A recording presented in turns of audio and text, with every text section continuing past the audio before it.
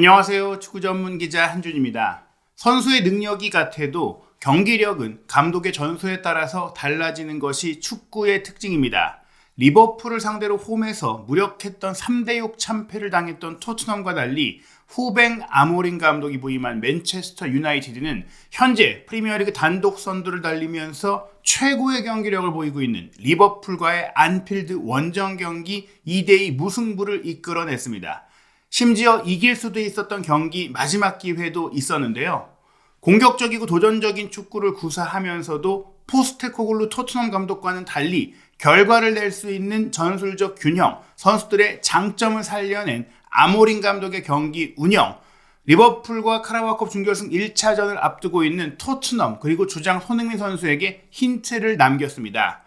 맨유의 주장 브루노를 잘 활용한 아모린 감독의 전술에서 토트넘도 손흥민 선수를 이렇게 활용해야 한다는 방안을 확인할 수 있었는데요. 손흥민 선수에게 도움이 될 수 있는 맨유와 리버풀의 프리미어리그 맞대결 경기 분석을 통해 설명해 드리도록 하겠습니다. 2024-2025 시즌 프리미어리그 후반기 첫 경기 2025년 첫 번째 일정 20라운드에 맨유와 리버풀의 경기가 있었습니다. 고전하고 있는 맨유, 리버풀을 상대로 원정 경기 크게 질 거라는 우려도 있었지만 경기 결과는 2대2 무승부였습니다. 게다가 리버풀이 최근 파죽의 4연승 및 무패 행진을 길게 이어오고 있었기 때문에 더더욱 놀라운 결과였는데요. 최근 리버풀은 토트넘 원정 6대3 대승에 이어 레스터시티의 3대1 승리, 또 웨스트햄과의 원정 경기도 5대0으로 크게 이겼기 때문에 최근 들어 가장 아쉬운 경기력이 바로 이번 맨유전이었다고 할 수 있겠습니다. 물론 리버풀이 여전히 한 경기를 다른 팀보다 덜 치른 채 승점 46점, 단독 선두 자리를 공고히 지키고 있지만 그런 점은 오히려 리그 14위까지 추락했던 맨유가 이번 무승부로 승점 23점을 얻으면서 토트넘과 승점 1점 차 13위, 그리고 지금의 흐름이라면 곧 토트넘을 제치고 더 높은 순위까지 갈 수 있다라는 기대감을 남긴 경기였는데요. 실제로 전반전 0대0으로 마친 이후 후반 시작 7분 만인 52분에 리산드로 마르티네스가 선제골을 넣었고, 물론 곧바로 59분 학포의 동점골, 70분 살라의 페널티킥 역전골이 나오면서 리버풀이 앞서갔지만 80분에 아마드가 다시 동점골을 넣은 이후 경기 막판에는 맨유가 다시 3대2로 이길 수 있었던 흐름으로 경기가 전개됐습니다. 이날 경기 기록을 살펴보면 기대 득점이 리버풀이 2.87골, 맨유가 1.03골이었으니까 득점에 근접한 기회 리버풀이 더 많이 만드는 것으로 볼 수도 있겠죠. 하지만 이 기대 득점은 이날 경기에 나왔던 모든 슈팅의 값을 포함한 합한 것이기 때문에 살라가 기록했던 페널티킥 자체의 기대 득점이 무려 0.75골에 달한다는 점에 있어서 페널티킥을 제외한 기대 득점 값은 리버풀이 1.95골, 맨유가 1.48골로 큰 차이가 나지 않았습니다. 점유율도 리버풀이 52%, 맨유가 48%였는데 아모린 감독이 공을 지배하는 것에 집착하지 않고 실리적인, 효과적인 속공과 역습으로 대응한 것을 볼 수 있습니다. 실제로 슈팅 숫자 19대 13, 유효 슈팅 6대 4로 최근 전력, 경기력 모든 흐름을 고려했을 때 맨유가 리버풀 원정에서 대등한 경기를 했다는 걸 알 수 있는데요. 대등했다라고 하는 것은 흐름상의 이야기입니다. 분명 주도권을 리버풀이 가지고 있었지만 맨유가 리버풀의 공격을 잘 버텨냈고 자신들이 그동안 노출했던 후방 빌드업 상황에서의 약점, 무리한 전방 압박을 통한 후방의 문제 등을 모두 커버하면서 효율적으로 경기를 풀어갔어요. 이번 경기 맨유가 오히려 상대 리버풀의 하이 턴오버를 4차례 유발했고 그 중에 하나의 슈팅을 만들어냈습니다. 반면 리버풀은 전방 압박이 강력한 팀인데 맨유를 상대로 하이 턴오버를 한 번밖에 기록하지 못했어요. 양팀 모두 각자 자신의 위험 지역에서 공을 잃어버린 것은 16번이지만 더 위험한 페널티 에어리어 안쪽에서 잃어버린 팀은 리버풀밖에 없었고, 또한 위험 지역에서 공을 빼앗긴 이후 슈팅까지 허용한 기록은 리버풀 2회뿐입니다. 맨유는 그나마 하프라인 부근에서 빼앗겼던 것이 자기 진영에서 공을 빼앗겼을 정도로 후방 빌드업을 더 촘촘하고 안정적으로 가져가면서 롱볼과 속공, 간결한 플레이를 가미하면서 이길 수 있는 축구를 보여줬어요. 이날 패스 네트워크를 보시면 맨유의 라인이 더 낮았고 또 공수 간격이 리버풀보다 더 크게 벌어져 있는데 호일룬의 원톱으로 앞에 딱 놔두고 이 선수가 고립된 것처럼 보이지만 실질적으로는 최전방에서 리버풀의 수비 라인 간격, 센터백 간격을 벌려놓는 전술적인 역할을 통해서 윙백과 2명의 이선 공격수들이 기회를 만들고 그들이 만든 기회에 3자 움직임으로 센터백 및 중앙 미드필드가 순간적으로 침투해 올라가면서 허를 찌르는 그런 준비된 공격 세부 전술을 이끌어냈던 천병 역할을 바로 호일룬이 한 겁니다. 물론 호일룬이 골키퍼와의 결정적인 1대1 기회를 놓쳤던 것은 아쉽지만 세계적인 스포츠 웹진 디 애슬레틱은 이 경기를 분석하면서 맨유가 리버풀을 불안하게 만들었던 결정적 요인 중에 하나로 호일룬이 상대 센터백 코나테를 괴롭힌 것을 꼽았는데요. 이번 경기 코나테가 불황에서 오랜만에 돌아왔다는 점에 있어서 경기 감각이나 또 컨디션이 100%가 아니었을 수는 있겠지만 최근 리그 5경기 중에 4번이나 패배한 맨유였기 때문에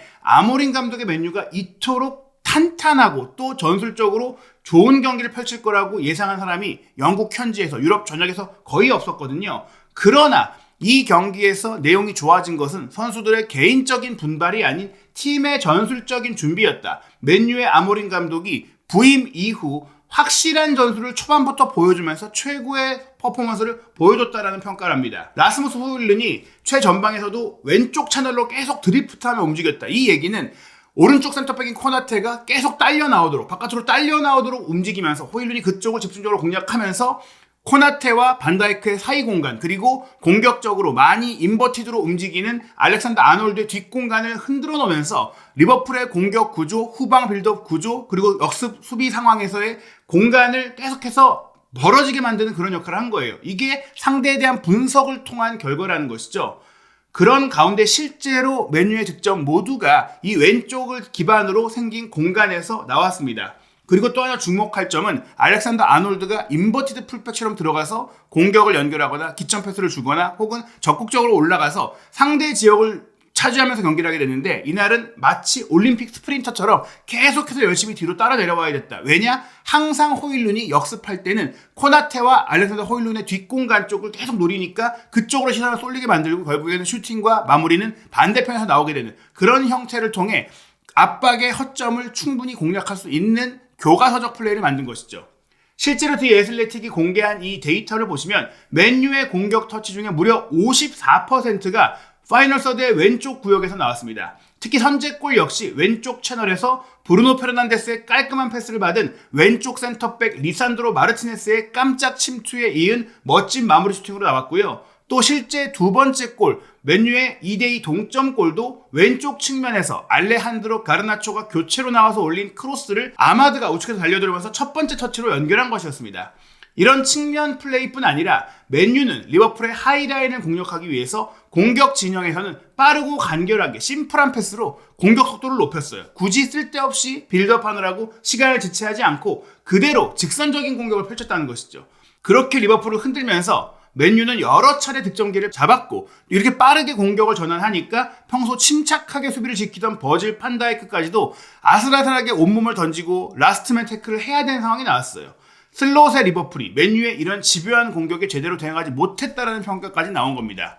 맨유의 선제골 장면을 보시면 리산드로 마르티네스가 이렇게 하이라인으로 압박하는 상대 지역까지 넘어와서 압박하면서도 배우 리스크를 두지 않았고 지금 보시면 계속해서 알렉산더 아놀드가 호일룬의 움직임 속에서 지쳐 내려오고 따라 내려오고 그런 과정 속에서 급하게 공을 처리하잖아요. 그 처리한 공을 또 브루노가 왼쪽에서 압박하고 메이누 그리고 달로까지 함께 에워쌌고 그 뒤를 리산드로까지 커버에 들어오면서 리산드로가 리버풀의 후방 빌드업의 기점이자 빌드업 미드필더 역할을 하고 있는 크라멘베르 앞에서 이 공을 끊어냅니다. 끊어내고 마치 손흥민 선수에게 그러하듯이 원톱인 호일룬 뒤에 왼쪽 공미 자리에 배치했고 사실상 왼쪽 사이드까지 벌려 움직이게 브루노를 움직여요. 그 상황에서 오히려 왼쪽 센터백인 리산드로가 왼쪽 하프 스페이스를 차지하고 있고 또 왼쪽 윙백인 달로도 안쪽으로 들어가 있고 브루노가 미끼이자 보조자로 사이드라인에 붙어 있잖아요.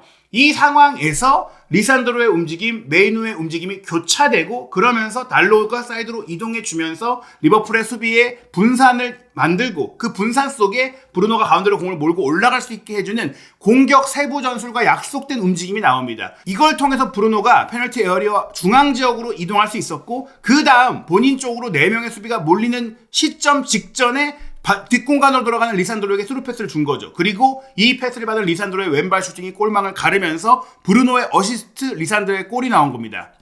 브루노가 이렇게 사이드로 벌리고 미끼 효과를 해주면서도 결국에는 공격 생산성을 만들 수 있었던 것은 말씀드린 파이널 서드 지역에서의 세부 전술 때문이었고요. 맨유가 다시 2대1로 끌려가던 80분 동점골을 넣은 장면 역시 브루노가 공격 지역보다 밑으로 내려오고 가르나초가 왼쪽, 그리고 호일룬이 전방, 그리고 아마드가 오른쪽 사이드 공격을 맞고 3톱으로 올라가면서 브루노가 조금은 중앙 미드필드처럼 처진 상태에서 본인이 수비를 끌어들이고 뒷공간으로 빠져드는 가르나초에게 스루 패스를 연결하면서 기점 역할을 합니다. 이 패스를 받은 가르나초의 크로스가 호일룬이 중앙 지역에서 센터백을 끌고 들어오면서 본인이 슈팅할 것처럼 움직였을 때 그 뒷공간을 야기하고 그 뒷공간에서 아마드가 달려들면서 골을 넣었거든요. 이런 플레이는 과거 콘테 감독 시절에도 토트넘이 충분히 조합 플레이로 만들어냈던 것이고, 지금처럼 손흥민 선수가 상대의 견제를 당하고 그럴 때 내려가서 패스 공급을 해주는데 그 상황에서 동료 선수들의 움직임이 약속되어 있다면 충분히 손흥민 선수도 이런 전술적인 역할, 본인의 노련미를 활용할 수가 있다. 맨유의 주장 브루노가 하는 대부분의 플레이를 손흥민 선수도 할 수 있는데 그를 고립되게 만들고 선수들에게 부딪히고 에워싸이고 답답해 보이게 만드는 것은 손흥민 선수의 경기력 저하 문제가 아니라 포스테코글루 감독이 손흥민 선수가 이렇게 상대에게 견제를 당하면서 보여줄 수 있는 능력을 극대화할 수 있는 조합 플레이, 콤비네이션 플레이를 준비해주지 않았기 때문이라고 말씀드리는 겁니다. 경기 막판 후반 추가 시간이 7분 주어졌는데 그 7분이 되기 직전에 맨유의 공격을 보시면 양팀 모두 총공세로 공방을 오가는 과정 속에 빠르게 사이드로 공을 빼고 그리고 빠르게 뒷공간을 한 번에 찔러넣는 패스를 통해서 공격 기회를 만들었어요.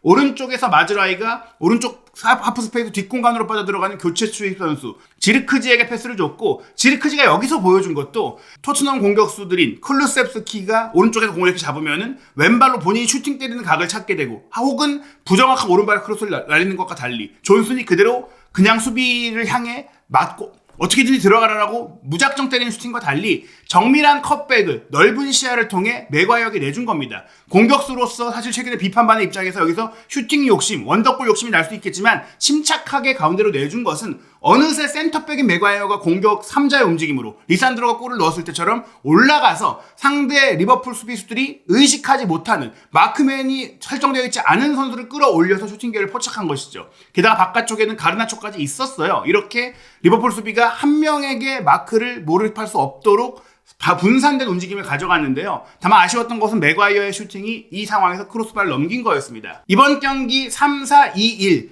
전형적인 아모린 감독의 구조, 아모린 감독이 3백에만 집착한다, 최근에 실패는 그에게 다른 플랜이 없기 때문이다, 이런 지적들이 있었지만 같은 전술로도 위치 조정과 라인 조정 그리고 조합 플레이 구성을 통해서 충분히 팀이 전술적으로 발전하고 개선될 수 있다는 걸 보여줬습니다. 호일룬이 원톱으로 뛰면서 개인적인 눈부심은 없었지만 말씀드린 전술적인 역할을 통해서 이 선에 배치된 아마드와 브루노, 이 두 선수가 빛날 수 있게 해줬어요. 그리고 아마드와 브루노가 공격적으로만 집중할 수 있도록 메이누와 우가르테는 수비적인 면에 집중을 해줬고, 또 달로와 마주라이는 좌우 윙백 포지션에서 공격 측면성이 떨어진다는 평가가 있지만 유연한 움직임과 조합 플레이를 통해서 브루노와 디알로가 갖고 있는 그들의 장점을 살릴 수 있도록 해주기만 한다면은 충분히 팀 내에 창의적인 선수, 클래스 좋은 공격력이 있는 선수가 부족해도 그 선수들을 극대화하면서 경기를 풀어갈 수 있다는 겁니다. 브루노 페란데스가 코너킥도 전담하고 왼쪽에 치우쳤음에도 오른쪽 방향으로도 이동을 하고 또 다양한 구질의 패스를 연결하면서 개인 기록을 보시면 슈팅도 2번이나 때렸어요. 그리고 드리블 돌파 시도 3번을 모두 성공하기도 했죠. 키패스가 4개나 나왔고 크로스도 10개나 있고 전환 패스도 10개나 있습니다. 왼쪽 사이드에 치우쳐서 플레이했음에도 굉장히 다양하게 공격 영향력을 발휘할 수 있었던 것은 말씀드린 동료들의 움직임이 약속되어 있었기 때문입니다. 또 하나 주목할 점은 바로 이번 경기 뉴캐슬전에는 맨유가 중앙 지역의 미드필드 라인에서 카세미르와 에릭센이 함께 조금 공격적인 역할 그리고 수비적인 커버, 체력적인 면이 아쉽다 보니까 노출했던 중원에서의 열세를 이번 경기 젊고 많이 뛸 수 있는 메이누와 우가르테를 통해서 브루노에겐 확실하게 또 아마드에게도 확실하게 공격에 집중할 수 있는 구조를 만들어준 거예요. 지금 토트넘은 공격 진영의 선수들도 모두 전방 압박도 많이 하고 수비로 내려올 때는 또 많은 거리를 뛰어야 하고 오르내리다가 지치고 그러면서 공격해야 할 때 마무리 슈팅, 마무리 패스를 해야 될 때 지치는 상황들이 나오거든요. 이날 경기는 그런 점에 있어서 미드필드 지역의 세부 전술 조정이 이루어졌다. 그것이 이번 경기 뉴캐슬전에 굉장히 실망스러웠던 맨유가 단기간 안에 경기력을 개선하고 끌어올릴 수 있었던 요인이었다고 디 애슬레틱도 분석을 했습니다. 또 하나 주목할 점이 맨유가 이번 경기에 보여준 것은 엔터테인먼트하지 않았을 수 있지만 박진감이 넘쳤다는 거예요. 그 박진감이라는 것. 3대6으로 무려 9골이 나왔던 토트넘 대 리버풀의 경기보다 결과가 2대2 무승부였지만 리버풀과 맨유의 경기가 더 짜릿하고 더 흥미진진했고 더 박진감이 넘쳤다. 즉 더 스릴이 있었고 어느 팀이 이길지 정말 알 수 없는 치열한 경기였다라고 평가한 겁니다. 아모린 감독은 이 경기에 대해서 이렇게 얘기했어요. 우리는 용감해야 하고 축구를 해야 합니다. 축구를 한다는 건 무엇이냐? 단지 공격 달려드는 것만이 아닙니다. 디애틀레틱은 재미있었나요? 라면서 마치 포스테코글루 감독을 저격하듯이 얘기해요. 이 경기 항상 그렇진 않았다고 할 수 있겠죠. 특히 맨유 입장에서도 리버풀이 반격에 나서면서 동점골, 역전골을 넣었던 그 11분 사이는 분명히 맨유 입장에서 재밌지 않았겠죠. 하지만 이것은 아모린 감독이 요구한 용감하면서 공격적이고 또한 박진감 넘치는 경기였습니다. 수동적인, 소극적인 경기도 아니었지만 그렇다고 리스크가 너무 큰 경기도 아니었고 결과를 끝까지 가져올 수 있는 경기였다는 것이죠. 맨유의 아모린 감독은 선수들에게서 본인이 내리고 있는 전술적 지침에 대한 대답을 원했고 이제 그는 답을 얻었습니다. 맨유가 여전히 2016년 이후 안필드에서의 승리를 거두지 못하고 있는 1927년 이후 모든 대회에서 가장 긴 10경기 연속 무승을 기록하고 있지만 무려 9년 만에 제시 린가드가 안필드에서 선제골을 넣은 것 이후 9년 만에 리산드로 마르티네스의 선제골이 나왔어요. 그리고 경기는 말씀드린 대로 이길 수도 있는 흐름이었습니다. 지난 시즌 물론 맨유가 리버풀 원정에서 무승부를 거둔 적이 있죠. 하지만 그때는 또 이길 수 있는 경기를 비겼다는 지탄을 받았는데 이번 경기는 비겼지만 충분히 이길 수도 있는 경기이자 또 끌려가던 경기에서 동점골을 만드는 마지막까지 저력을 보여준 경기였다는 점에서 또 그때보다 내용상 경기력이 더 좋아졌다는 평가까지 받았습니다. 지난 시즌의 맨유는 수세에 몰렸고 목숨을 걸고 골문을 지켜야 하는 투쟁심으로 결과를 냈다면 이번 경기는 승리할 수 있는 균형과 전술적인 이해도와 투지를 모두 보여줬다. 즉 팀이 단단해지고 있고 자신감을 가져가고 있고 성장하고 있다는 것을 보여줬습니다. 맨체스터 시티와의 더비전 승리, 노스웨스트 더비, 리버풀과의 라이벌전 원정 무승부는 아모린 감독의 성적이 지금 만족스럽지 않을 수는 있지만 최소한의 성과를 냈다라는 평가를 했는데요.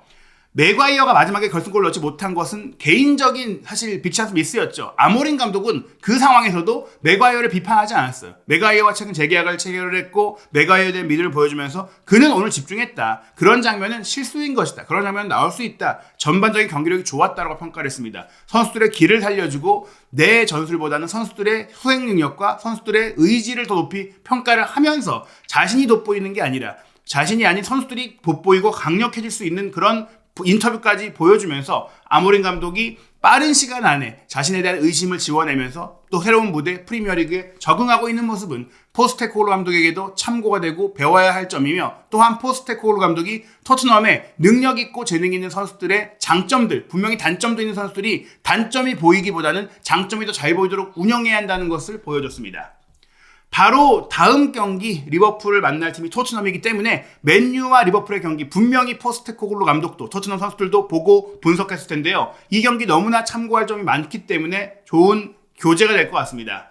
카라바오컵 준결승 1차전은 이번 주중 경기를 펼쳐집니다. 한국 시간으로 1월 8일 수요일 새벽 5시에 아스널과 뉴캐슬이 먼저 경기하고요. 토트넘과 뉴캐슬은 목요일 새벽 5시 토트넘 호스퍼 스타디움에서 만납니다. 2차전은 2월 첫째 주 주중 경기 2월 6일 새벽 5시 뉴캐슬 대 아스널, 2월 7일 새벽 5시 리버풀 대 토트넘의 경기로 펼쳐지는데요.